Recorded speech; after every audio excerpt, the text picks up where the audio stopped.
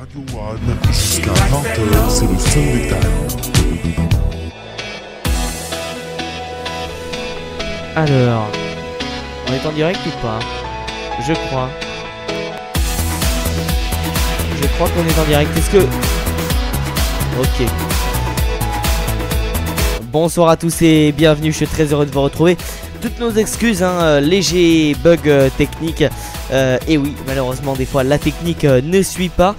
Ça peut arriver. Au sommaire ce soir, donc dans quelques instants, votre journal complet tout en direct d'une demi-heure. On reviendra bien évidemment sur les principaux titres de l'actualité de ce week-end. Après le rappel des titres, l'actualité bourse de la semaine, ce sera avec Grégoire. Nous reviendrons ensuite sur le dossier des migrants que l'on suit depuis le début de l'année avec Karl. À 19h45, nous parlerons de Uber. Alors, on voulait aujourd'hui organiser un débat entre un chauffeur de taxi et un chauffeur Uber. Il aura normalement lieu la semaine prochaine, on ne vous promet rien, mais voilà, en tout cas on espère qu'il aura lieu. Et justement on verra un petit peu ce qu'est Uber Pop et si c'est un ange ou un démon. On aura l'occasion donc de voir tout cela, mais avant cela c'est votre journal. Radio One, le journal.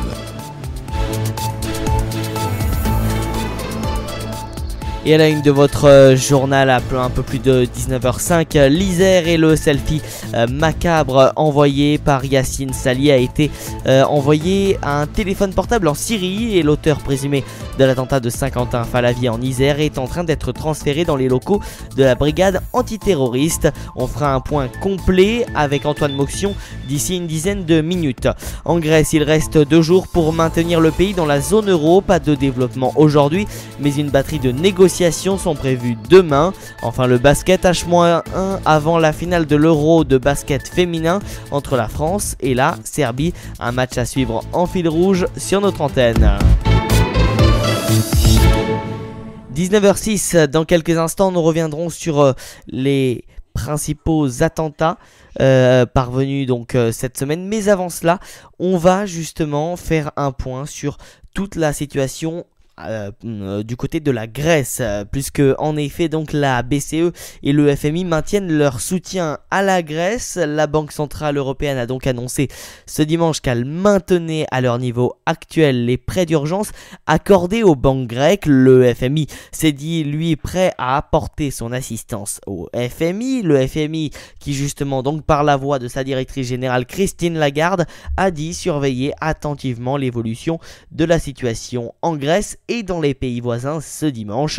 Le Fonds monétaire international s'est dit prêt à apporter son assistance en cas de nécessité, a d'ailleurs ajouté Christine Lagarde. Un peu plus tôt, c'est la Banque Centrale Européenne qui a indiqué qu'elle maintenait à leur niveau actuel les prêts d'urgence accordés aux banques grecques et vendredi, ce plafond avait déjà été laissé inchangé à 89 milliards d'euros. La Banque Centrale Européenne a d'ailleurs ajouté qu'elle travaillait à la Banque de Grèce pour assurer la stabilité financière. Et justement en Grèce, on parle peut-être d'un référendum sur l'après pour le pays, à tel point que les Grecs ne savent plus à quel saint se vouer. Reportage d'Isabelle Chaloux. Les Grecs sont les premiers à ne pas avoir la réponse à cette question.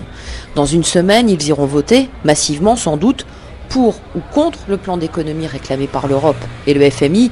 Quant à ce qui adviendra le jour d'après, Christos, un commerçant, s'en remet entièrement à son gouvernement. Le Premier ministre a dit qu'on n'allait pas sortir de la zone euro. On va voter pour savoir si les Grecs veulent ce que veut l'Union européenne ou non. Voter non et rester quand même dans l'euro, Stérios n'y croit pas une seconde. C'est la catastrophe pour la Grèce. Moi, j'étais toujours pro-européen. Et si on sort de la zone euro, selon le traité, on sort de l'Union européenne. Si la Grèce sort de l'Europe, Jenny aurait beaucoup à y perdre. Elle travaille pour une multinationale qui risquerait alors de quitter le pays. Mais peu importe, elle votera non au référendum. En votant pour le non, on plonge vers l'inconnu. Demain, si les mesures étaient appliquées, nous irions aussi vers l'inconnu. La différence fondamentale, c'est qu'avec le non, on entre dans l'inconnu avec fierté. Avec un regard frondeur, elle ajoute « De toute façon, la fierté, c'est tout ce qui nous reste. » Athènes, Nicolas Mathias, Isabelle Chailloux, France Info. Voilà donc en tout cas ce qu'il se dit et ce qu'il s'y dit en Grèce. Et justement les retraits bancaires ont explosé ce week-end, puisque le pari du Premier ministre grec Alexis Tsipras de tenir un référendum sur cette dernière proposition des créanciers de la Grèce semblait plutôt se retourner contre lui hier dans la journée de samedi, avec comme premier effet de précipiter les Grecs. Sandra Boulanger. Dans une avenue du centre-ville d'Athènes, des gens font la queue devant un distributeur d'Alpha Bank. À 500 mètres de là, sur la place principale, un autre guichet et une même file d'attente de 6-7 personnes. Pas de panique, mais un flot de retrait continue pour la plupart des petits montants. Georges est professeur au lycée, il est venu retirer 80 € par précaution. Un ami m'a dit que beaucoup de gens venaient retirer de l'argent, donc je suis venu moi aussi. Il m'a appelé, il m'a dit va à un distributeur et prends de l'argent au cas où les banques ferment. Mais j'ai entendu le ministre à la télévision, il a dit que les banques seraient ouvertes lundi.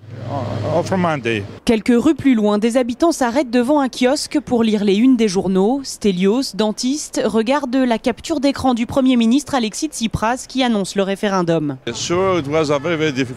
C'est sûr que c'était une décision très difficile à prendre. Mais on ne peut plus vivre avec une dette aussi abyssale qui va nous empêcher de respirer pour les 50 prochaines années. Cette dette, ce n'est pas une vie pour nous. Je crois qu'en Europe, nous devons nous soutenir les uns les autres. Et la solution pour notre dette, c'est de nous laisser du temps. Dans l'artère commerçante, l'activité continue. On pourrait presque croire que c'est un week-end d'été comme les autres. Sandra Boulanger. Et du côté français, François Hollande a convoqué pour lundi matin un conseil restreint afin d'évoquer la situation de la Grèce qui a donc quitté les négociations avec ses créanciers. Ce conseil restreint aura lieu à 9 h, a précisé la présidence de la République dans un communiqué. Le Premier ministre Manuel Valls a dit croire dimanche qu'un accord était encore possible, propos qu'a également tenu dans l'après-midi le commissaire européen aux affaires économiques Pierre Moscovici. L'actualité en bref dans le monde, c'est la police anti-émeute qui s'est violemment interposée pendant la guéparade organisée à Istanbul ce dimanche. Ce sont des slogans dénonçant le fascisme du régime du président Recep Tayyip Erdogan qui ont provoqué les débordements.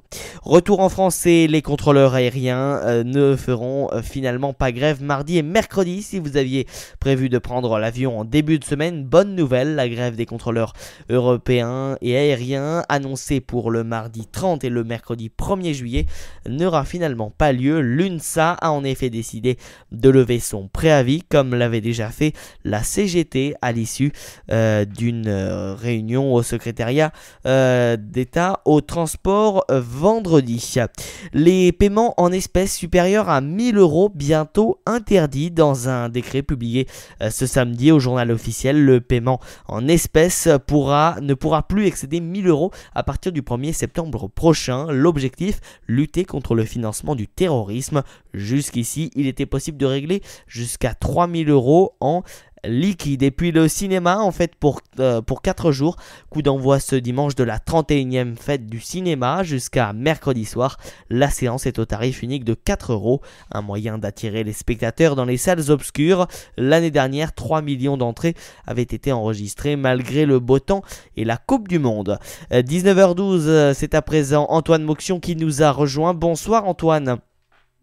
Bonsoir à tous. On va donc revenir avec vous sur tous les événements passés, attentats à Sousse, attentats en Tunisie, en France et donc en Tunisie. En tout cas, voilà, cet attentat en Tunisie a beaucoup touché le pays et en France également, surtout dans un petit village de la Drôme, n'est-ce pas Antoine ? Tout à fait. Alors, on va commencer par la Tunisie, si vous le souhaitez bien. Donc on est vendredi. Dernier, c'est à Sousse, une ville de plus de 170 000 habitants environ, au nord-est de la Tunisie, que le drame a eu lieu. On est vendredi, donc un peu avant 14 h, quand un homme se présente devant l'hôtel de touristes. Il est habillé de façon normale, hein. Il ne se cache même pas le visage. Il est équipé d'une arme de type fusil d'assaut qu'il a cachée dans un parasol. Il se dirige vers la piscine et il lance une grenade, puis une seconde dans un bureau de la direction. Selon certains témoins, il ne visait pas les Tunisiens rien du tout, mais seulement les étrangers, les touristes. Il abattra au total 38 personnes et en blessera d'autres. Parmi les victimes, pour le moment, aucun Français n'a été identifié, a déclaré Laurent Fabius, le ministre des Affaires étrangères, qu'on écoute. Le drame est épouvantable. Il y a déjà, d'après les renseignements que nous ont donnés les autorités tunisiennes, 38 morts, de nombreux blessés. À ce stade, je dis bien à ce stade, il n'y a aucune victime française identifiée. Mais il faut rester très prudent. Le président de la République a eu son homologue, j'ai eu le ministre des Affaires étrangères tunisien, notre ambassadeur est sur place avec une équipe consulaire. Mais compte tenu des circonstances, il faut rester encore extrêmement prudent.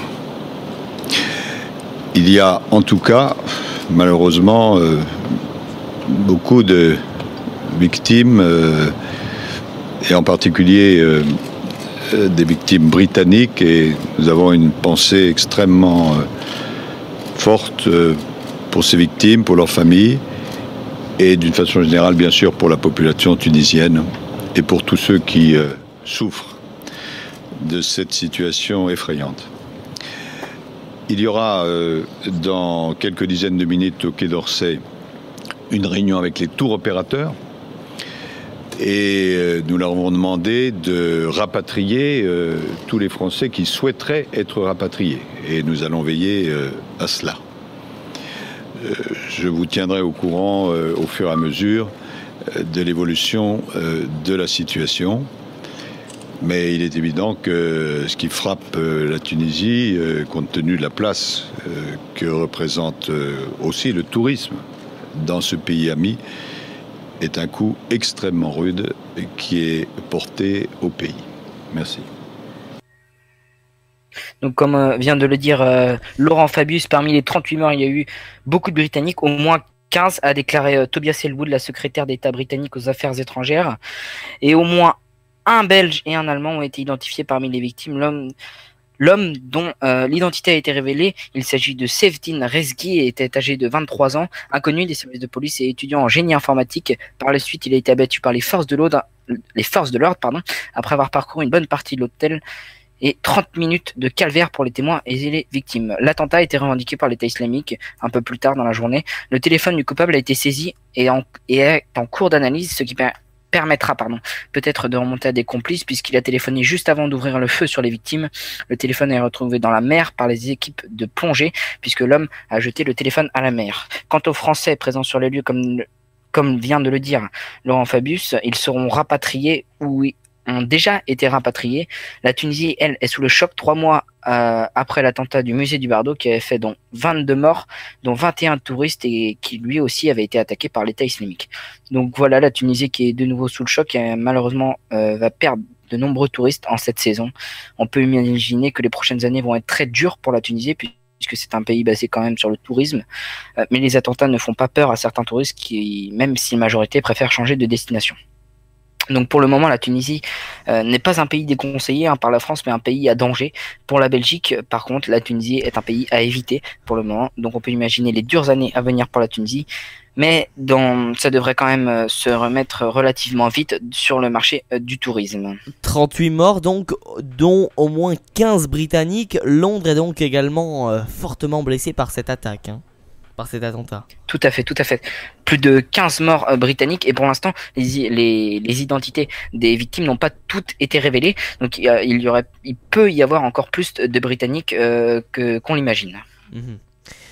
Parlons à présent, Antoine, de la France. Un attentat donc en Isère, provoqué apparemment par Yacine Sali, qui a tué son propre patron. Ouais, effectivement, il est 9h28, on est vendredi, il est 9h28 quand le véhicule du suspect se présente devant le portail de la société Air Product, une société qui produit du gaz qui se situe dans la ville de Saint-Quentin-Fallavier, au sud-est de Lyon. Les employés d'Air Product lui ouvrent le portail sans problème puisqu'il s'agit d'une personne qu'ils connaissent bien, un chauffeur-livreur qui vient souvent charger ou décharger ici à Air Product. Air Product. Le véhicule avance donc et disparaît des champs de vision des caméras. Il réapparaît 5 minutes plus tard. À 9h35, il fonce sur le hangar où sont entreposées des bouteilles de gaz, d'air et d'acétone, ce qui provoque une explosion qui va détruire une partie du hangar et la camionnette. 5 minutes après, à 10h donc, le suspect se dirige vers un deuxième hangar où il ouvre des bouteilles d'acétone. Il est maîtrisé par des pompiers. Un corps décapité est retrouvé juste à côté du véhicule du suspect. La tête, quant à elle, a été retrouvée attachée sur un grillage de la société un peu plus loin. On imagine donc qu'il a attaché cette tête quand il a disparu des champs de caméra, des champs de vision de caméra. À celle-ci étaient accrochés des drapeaux avec des écritures arabes. Donc voilà, le suspect lui a donc été arrêté. Son identité a été révélée. Il s'agit donc, comme vous l'avez dit Martin, de Yassine Sali, un chauffeur-livreur de 35 ans. Sa victime n'était autre que son patron, Hervé Cornara, Yassine Sali avait un casier judiciaire vierge et pourtant il était suivi de très près par les services de renseignement. Tout d'abord en 2004, alors âgé de 24 ans dans sa ville natale, il se radicalise et est même fiché par les services de renseignement français, mais au bout de 2 années de surveillance, les services ne détectent rien de bien important et donc la surveillance s'arrête là. Puis en 2011, près de Lyon, il réapparaît dans une enquête antiterroriste d'un groupe salafiste, mais la justice ne détecte rien avec Yassine Sali. Ils abandonnent donc, il n'est donc toujours pas surveillé. En 2014, à Besançon, une voisine détecte un comportement suspect. Sa tenue, sa femme est bizarre aussi. Mais il n'est toujours pas surveillé faute de preuves. C'est donc un homme qui était connu des services de renseignement. L'enquête pour le moment est privilégiée la thèse terroriste puisqu'apparemment aucun conflit visible n'était entretenu avec son patron. Les enquêteurs ont retrouvé son téléphone. Le suspect a fait une photographie de type selfie avec la tête de son patron qui était déjà décapité, attaché au grillage. Donc le Yassine Sali qui a fait une photo avec la tête décapitée sur le grillage de son patron. Pour le moment, le terroriste n'a donné aucun mot aux enquêteurs et reste muet. La police a arrêté la sœur, la femme du suspect, mais aussi un autre homme, probablement peut-être un complice de Yassine Sali.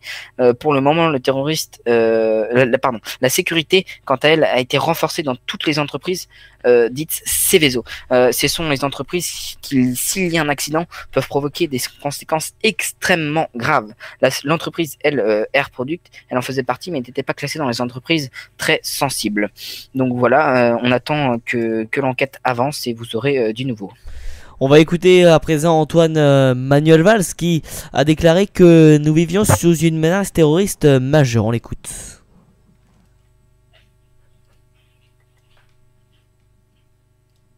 On ne peut pas s'habituer à la violence, à la barbarie, à la mort. Mais en revanche, un responsable gouvernemental doit être lucide et doit faire partager cette lucidité à son peuple et à ses compatriotes. Nous vivons sous une menace terroriste majeure. Et cette menace terroriste, elle va durer. Et nous devons savoir que nous devons combattre et que nous allons combattre dans la durée ce terrorisme. Voilà Antoine, la réaction de Manuel Valls, c'est quand même assez fort. Il y a aussi un message de prévention derrière tout cela. Oui, parce qu'on rappelle que cette année a été très très meurtrière au niveau des attentats en 2015. L'année 2015 a été extrêmement touchée par les attentats et surtout par l'État islamique. Un petit rappel des attentats en 2015. Tout d'abord le 7 janvier, Charlie Hebdo. Pas besoin de vous rappeler ce qui s'est passé, hein, tout le monde connaît cette malheureuse histoire. Le 8 janvier, donc un jour après, la prise d'otage dans l'hypercachère à Montrouge. Donc l'assaut entre le hypercachère et les frères Kouachi qui se trouvaient dans une imprimerie a été donné au même moment par les terroristes et ils ont tous été tués par le RAID et les GIGN. Le 14 février au Danemark, et plus précisément à Copenhague, un jeune homme avait tiré en plein milieu d'une conférence dont le sujet principal était l'art et l'expression, la liberté d'expression. Une partie était aussi destinée à rendre hommage aux victimes de la tuerie de Charlie Hebdo. Il avait tué une personne. Dans la nuit à suivre, le même homme s'était rendu devant une synagogue et avait tué le responsable de la sécurité. Quelques heures à suivre, l'homme a été abattu par les forces de l'ordre. Ensuite, le 18 mars, l'attentat au musée du Bardo. 2 hommes armés sont rentrés dans le musée et ont ouvert le feu, faisant 4 morts, dont 4 Français. Non, 24 morts, pardon, dont 4 Français. Et vous connaissez la suite de l'histoire, les hommes ont été abattus par les forces de l'ordre. Donc ceci s'est passé en Tunisie comme l'attentat qui vient de se passer à Sousse vendredi dernier.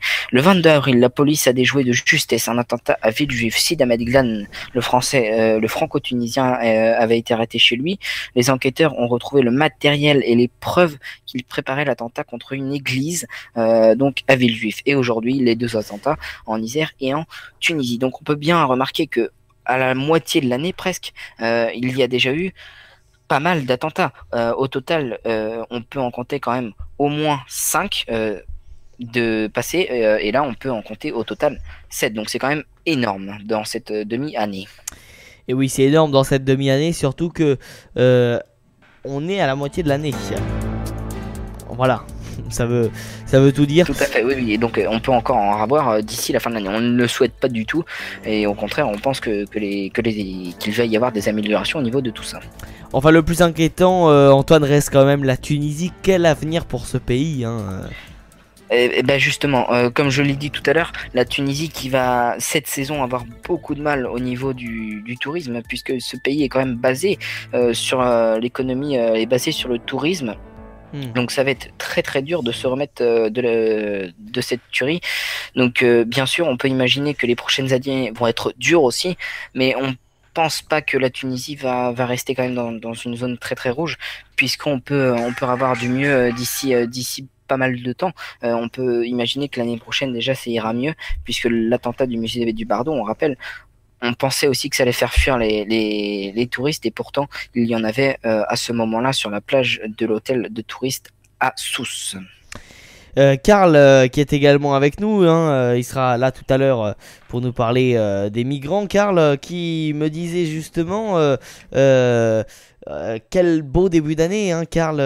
Il est certain que voilà, c'est un début d'année perturbé, n'est-ce pas?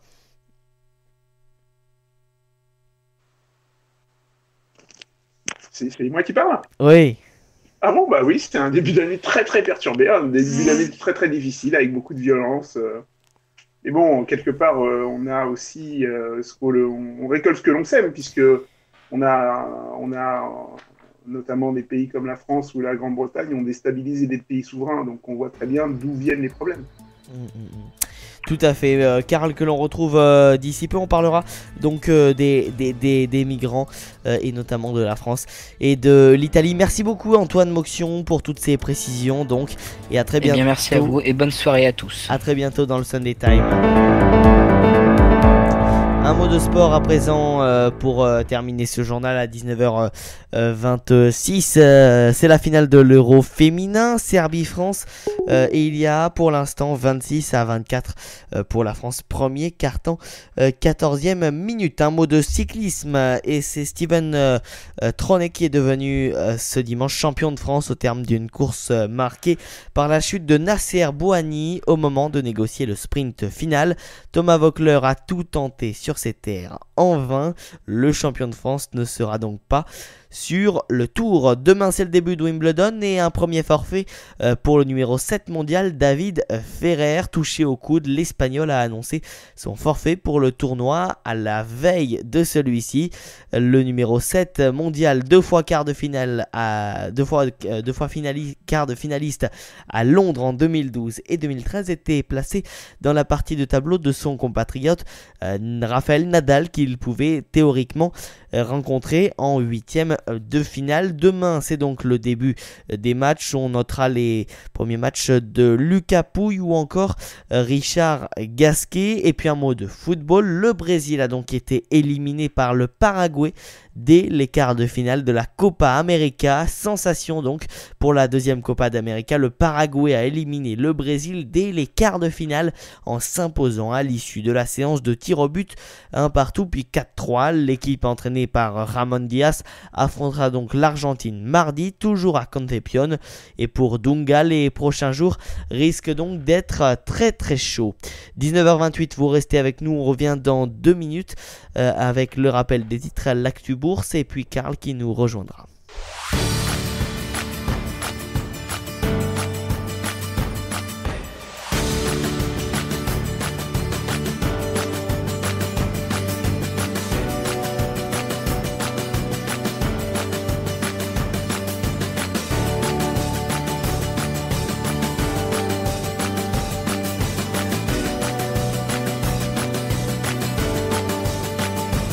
Radio One, le Sunday Time.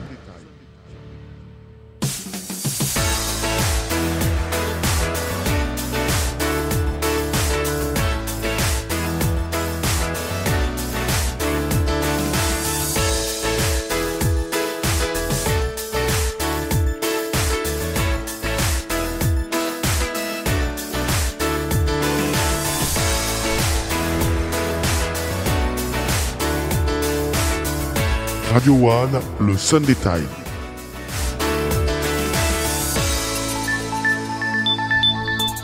19h30, le rappel des titres. Le journal.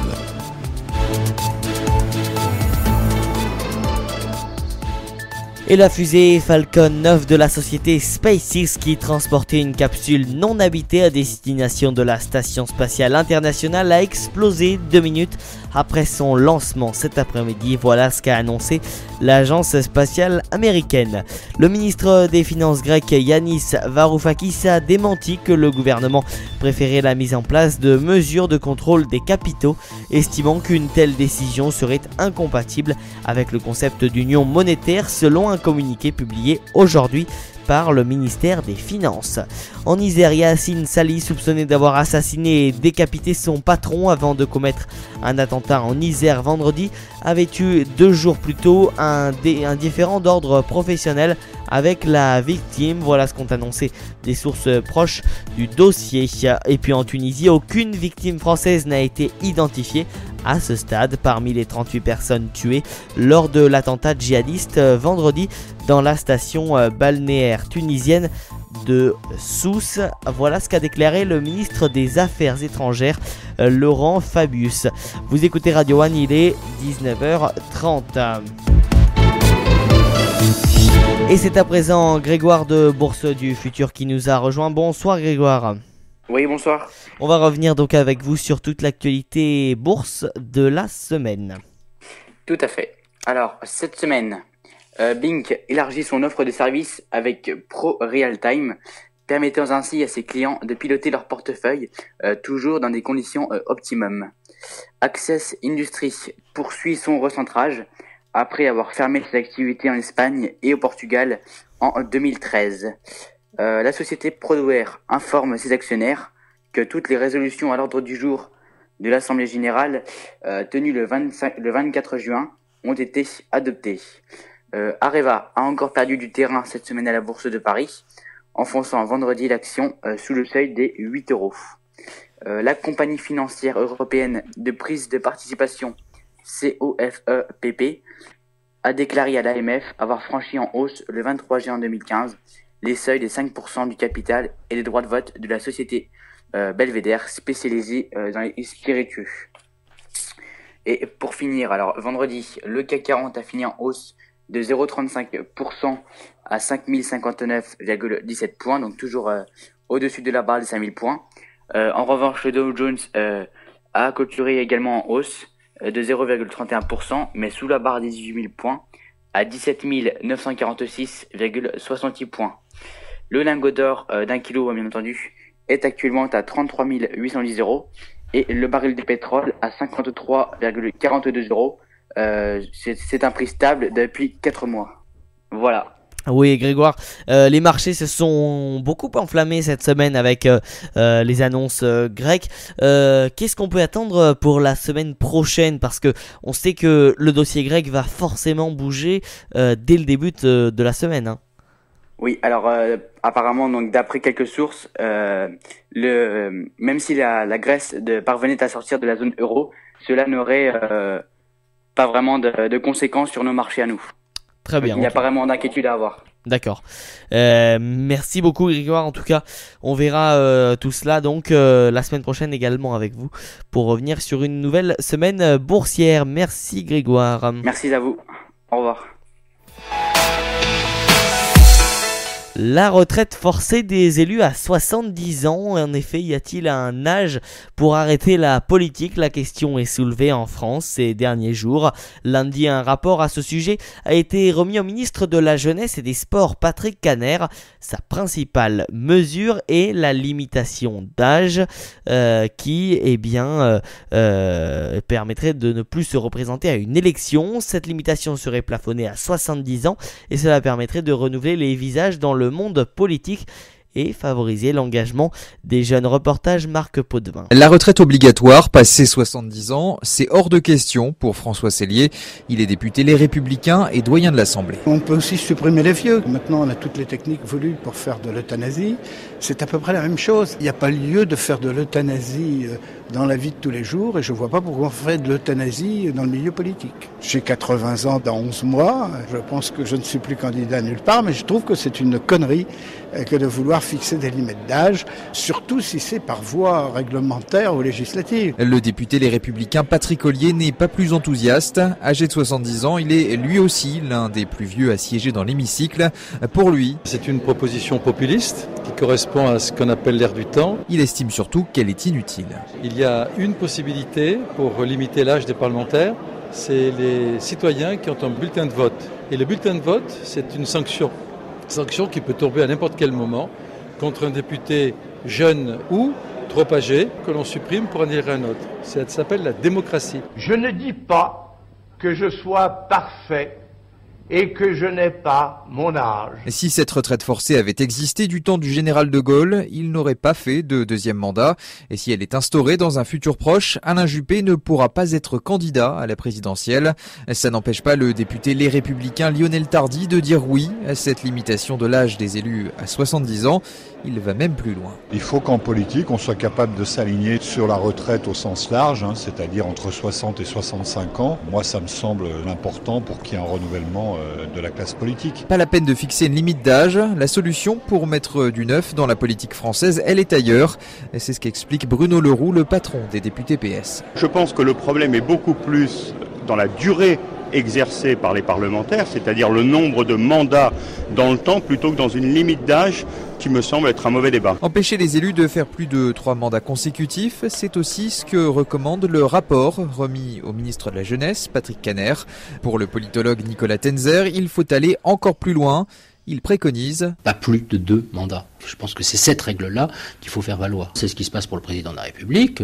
On peut parfaitement dire aux électeurs, voilà, ce sont les règles du jeu. Je pense que c'est bien mieux que la question de l'âge. C'est pas du tout ça qui va permettre d'avoir un renouvellement de la classe politique. Limiter l'âge des parlementaires, c'était déjà le but d'une proposition de loi portée par des députés de droite en 2012. Elle n'a jamais été adoptée. Pierre Potvin, 19h36. Radio One, le Sunday Time. Et c'est une nouvelle fois Karl qui nous a rejoint. Bonsoir Karl. Alors le week-end dernier, le président du Conseil italien Matteo Renzi et le président français François Hollande se sont efforcés d'afficher leur unité, démentant l'existence de tensions sur le dossier des migrants.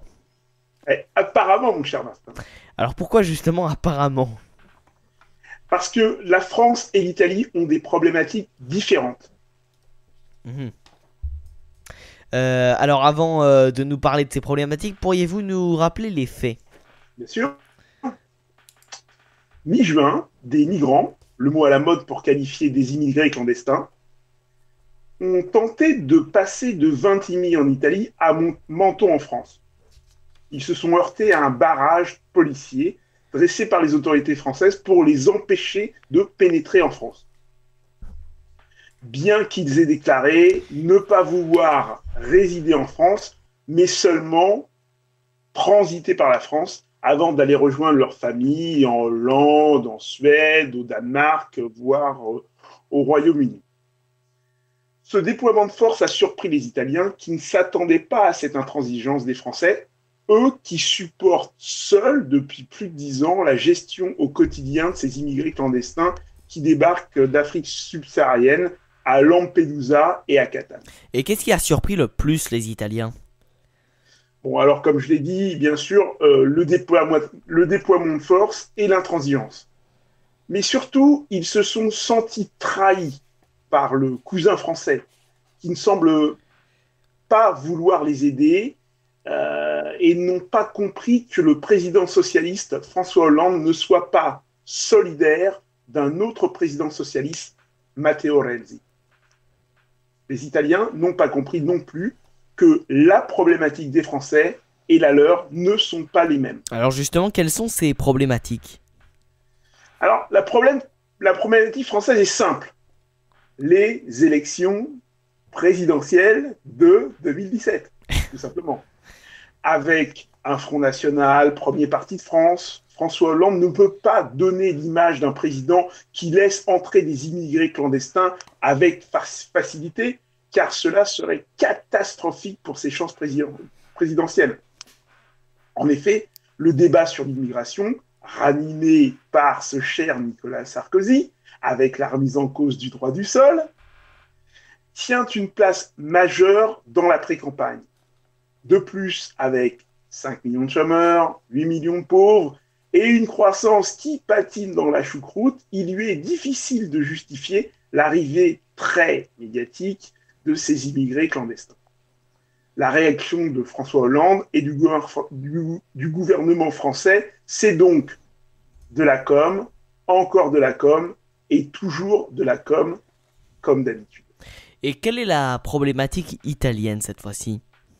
Alors, la problématique italienne est totalement différente. Ils ne sont pas dans la communication, ils sont plutôt avec une problématique économique. On va donner un exemple simple. 800 bébés appelés mineurs non accompagnés qui n'ont ni parents, ni nom, ni lieu d'origine étaient, de par la loi italienne, sous la responsabilité de la municipalité d'accueil de Catane, Sicile, et cela a coûté l'an dernier à la mairie 1 million d'euros à son budget.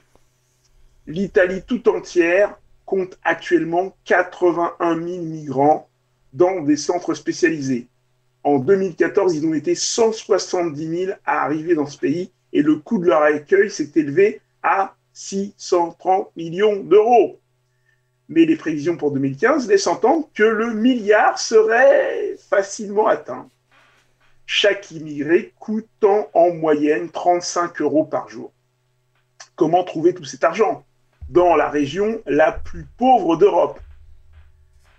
Alors que l'Europe ait triplé sa contribution après le dernier sommet de Bruxelles permettra d'affronter mieux le problème, mieux, mais pas de le résoudre, ni de cesser l'afflux de migrants.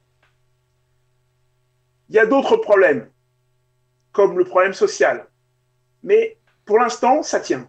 Le Sicilien est un généreux au grand cœur qui se reconnaît volontiers dans ces gens qui fuient leur pays. L'immigration sicilienne est une tradition historique qui fait presque partie des gènes du Sicilien. Les Italiens d'origine sicilienne sont partout dans le monde.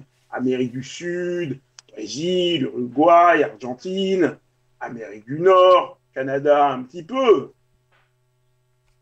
États-Unis, beaucoup. Al Capone, ça vous dit quelque chose. Mais aussi Europe, France, Suisse, Allemagne, Grande-Bretagne, Écosse et Angleterre.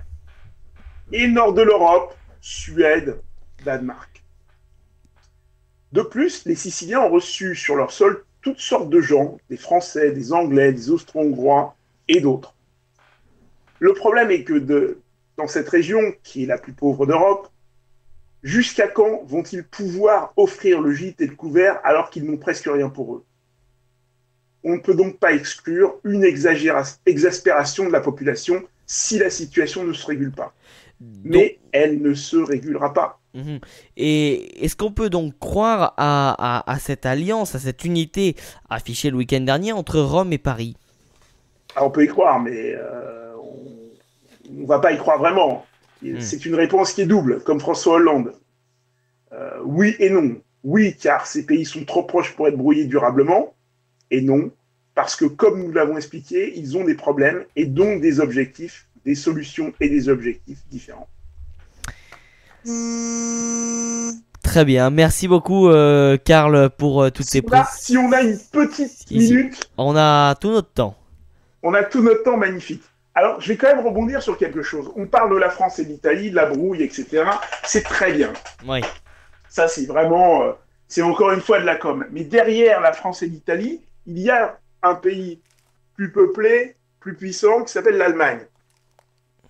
Oui. L'Allemagne a besoin de migrants. Absolument. A besoin d'immigration parce que, comme tu le sais, la démographie, comme vous le savez, excusez-moi,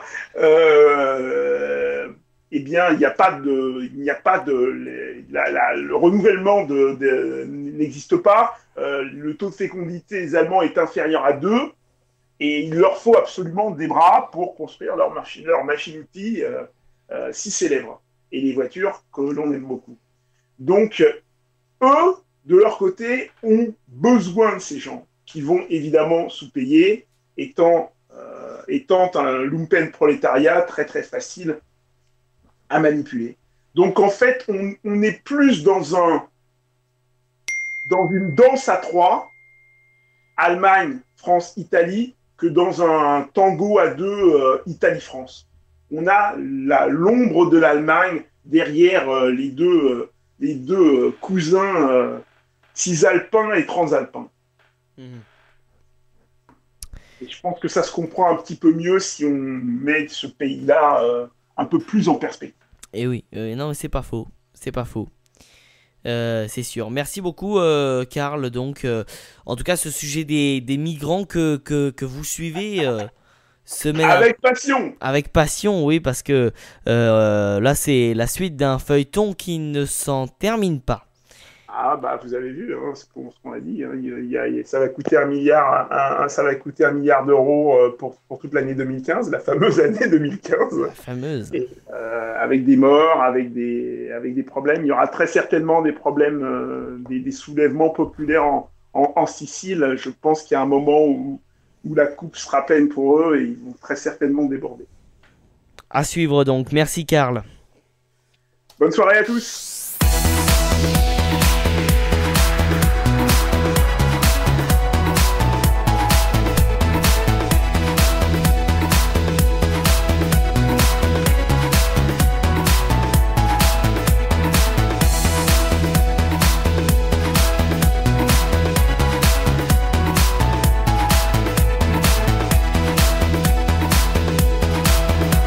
Radio One, le Sunday Times.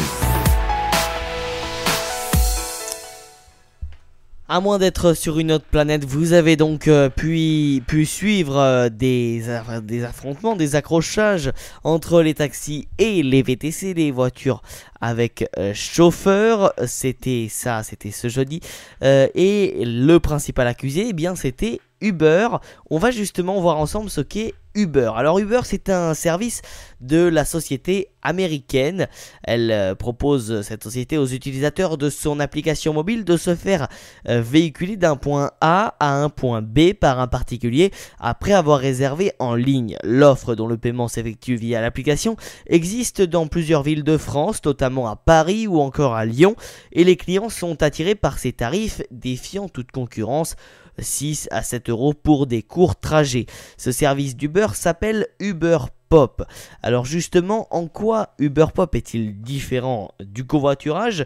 Eh bien, la grosse différence, c'est que Uber prélève un pourcentage de la course qui se veut alors une simple intermédiaire technologique. Elle appelle d'ailleurs ses chauffeurs Uber Pop des partners, mais Uber Pop ne fait pas simplement participer le client aux frais de transport pour un trajet qu'il aurait de toute façon effectué, puisque le chauffeur répond à une commande et la course est facturée en fonction de la distance, du temps passé dans la voiture, mais aussi de l'offre et de la demande à ce moment T.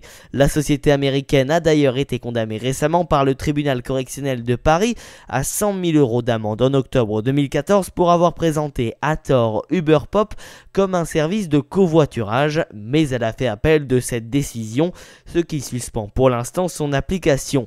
Le jugement de ce sujet sera d'ailleurs rendu en octobre. Alors on parle d'Uber, mais on parle également des VTC, et comme de nombreuses sociétés, Uber propose un service de véhicule de transport avec chauffeur.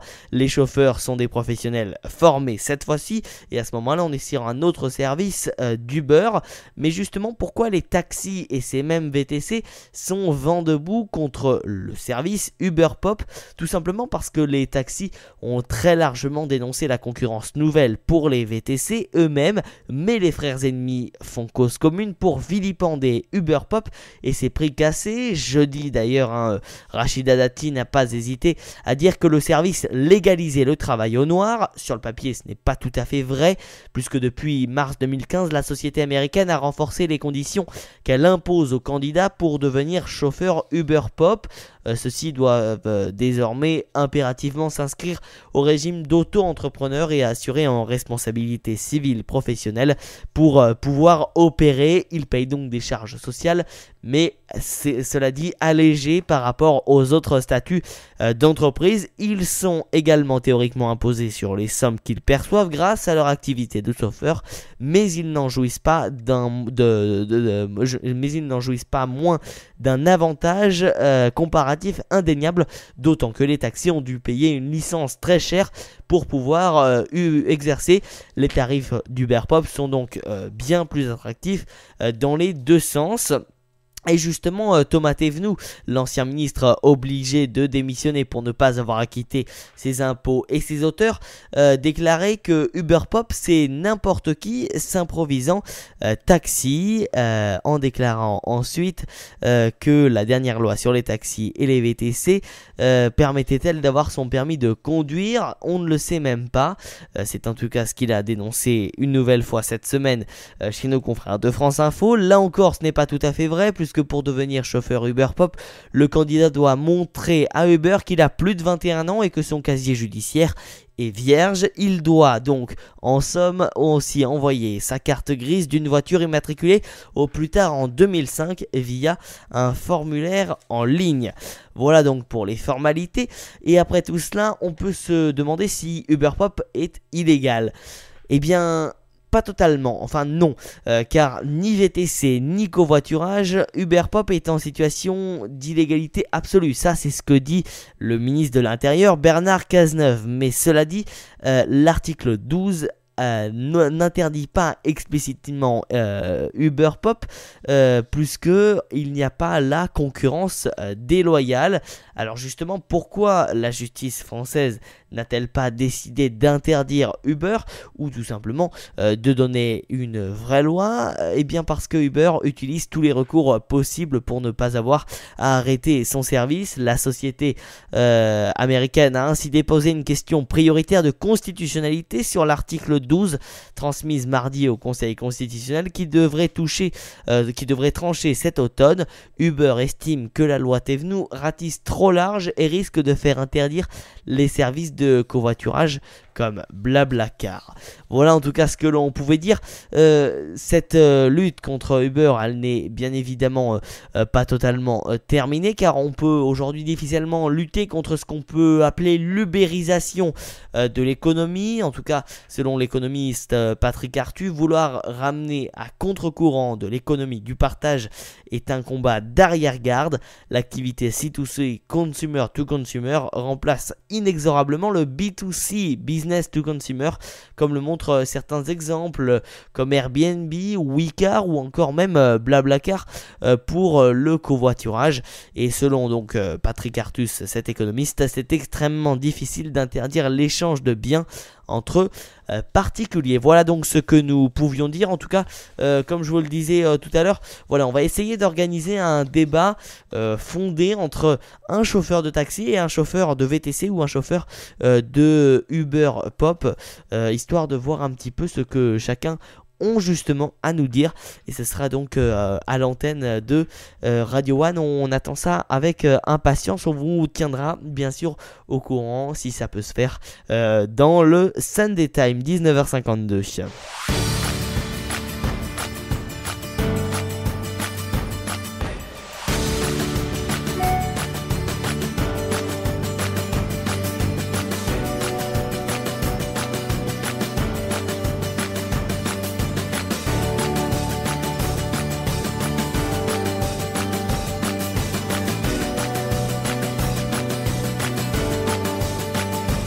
Radio One, le Sunday Time. La semaine dernière avait donc eu le salon du Bourget et porté par le niveau record des carnets de commandes, l'industrie aéronautique française recrute à tour de bras dans ses métiers de production. Des centaines d'emplois restent pourtant non pourvus faute de candidats qualifiés. C'est pour cela qu'au salon du Bourget, pour la première fois, un pavillon appelé l'avion des métiers a présenté les étapes de la fabrication d'un aéronef. L'objectif, susciter des vocations chez les plus jeunes. Reportage Altine Lazage.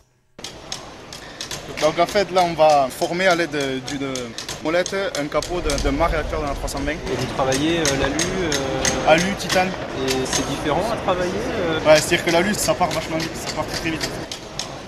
Baptiste Perlin, en formation de forgeron au lycée d'Airbus de Toulouse, explique à un jeune le processus de formation du capot d'un avion A320. Forgeron, chaudronnier, soudeur, autant de carrières dévalorisées aux yeux des élèves. Claude Bresson est directeur des affaires sociales au GIFAS, le groupement des industries françaises aéronautiques et spatiales. C'est pas forcément des métiers très sexy qui attirent spontanément les jeunes. Et donc il faut qu'on leur explique que ce sont de vrais métiers, correctement payés, qui offrent la possibilité de faire carrière. Et donc on a mis en évidence une vingtaine de métiers qui sont présentés par des opérateurs. Avec le soutien plein et entier des entreprises, on a une scénarisation avec un avion que l'on a été chercher et redessiné. C'est un A320 qui avait volé pour une compagnie russe et qui était déclassé, donc on a été chercher. Et on montre autour de cet avion tous les métiers. Et pour valoriser cet événement, le GIFAS a le soutien du gouvernement qui a dépêché plusieurs ministres. Jean-Yves Le Drian, ministre de la Défense. Il ne suffit pas d'être dans l'excellence, il faut aussi que nous soyons en mesure de répondre aux commandes et aussi d'anticiper sur la suite. Et l'avion des métiers que j'ai pu visiter assez longuement me paraît une très bonne initiative à encourager. 2000 postes sont aujourd'hui non pourvus dans le secteur. Et à en croire Claude Bresson, la filière compte recruter cette année des milliers de personnes. Sur l'aéronautique cette année, on aura 15 000 recrutements à faire. Que l'on a ces dernières années, les 4 dernières années, sans compter cette année, eu 50 000 recrutements qui ont été faits et qu'on a créé 23 000 emplois nets. Sur le simple périmètre du GIFAS, donc 180 000 personnes. Donc c'est sans doute bien davantage encore pour la filière. Parce qu'aujourd'hui, la difficulté, c'est pas tant les grands groupes qui ont des bonnes occasions de valoriser leurs images, c'est plutôt la supply chain au niveau des PME qui éprouvent des difficultés à trouver les personnes. L'enjeu pour le secteur est d'accompagner la montée en cadence des chaînes de production car les perspectives de croissance pour les 20 prochaines années sont plus qu'optimistes. La flotte mondiale va doubler d'ici 2035, soit un marché de plus de 4 milliards d'euros.